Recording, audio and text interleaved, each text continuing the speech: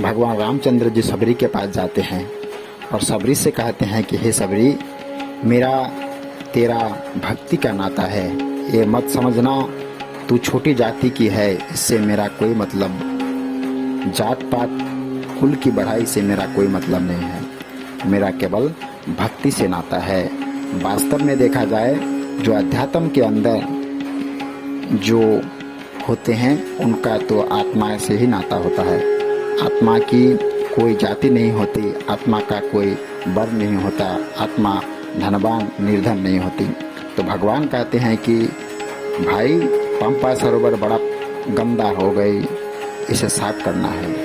तो बड़े बड़े ऋषि मुनियों ने चरण डलवा दिए।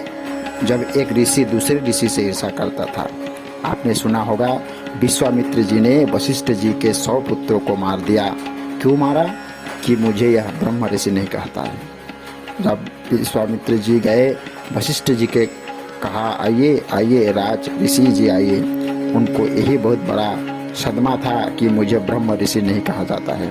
100 पुत्र मार दिए। एक ऋषि दूसरे ऋषि से ईर्षा करता है। भगवान ने भी चरण डाले, पंपा सरोवर पवित्र नहीं हुआ, क्योंकि भगवान ने भी ऋषि मुनियों के हड्डियों के ढेर देखे और भगवान के अंदर भी यह भावना आई, तामसिक वृत्ति प्रदान हुई कि जिन्होंने ऋषि मुनियों को मारा है उनका हम अंत करेंगे। पर सबरी के अंदर सात्विक वृत्ति थी, कोई ईर्षा द्वेष नहीं था। भगवान सबरी को समान बनाना चाहते थे, अपने भक्त को सम्मान देना चाहते थे। कहा, सबरी तुम चरण डालो।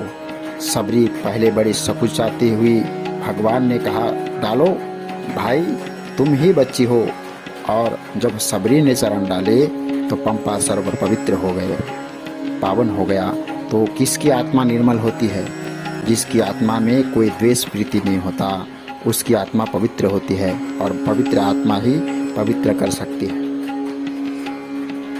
तो भगवान ने कहा कि पवित्र आत्मा ही इस पंपा सरोवर को पवित्र कर सकता है। तो भगवान सबरी से कहते हैं कि मेरा कोई जात पात कुल की बढ़ाई से मेरा कोई मतलब नहीं है, ये सब फिजिकल चीज़ें हैं, ये संसार की चीज़ें हैं, मेरा आध्यात्मिक आत्मा से मेरा संबंध है।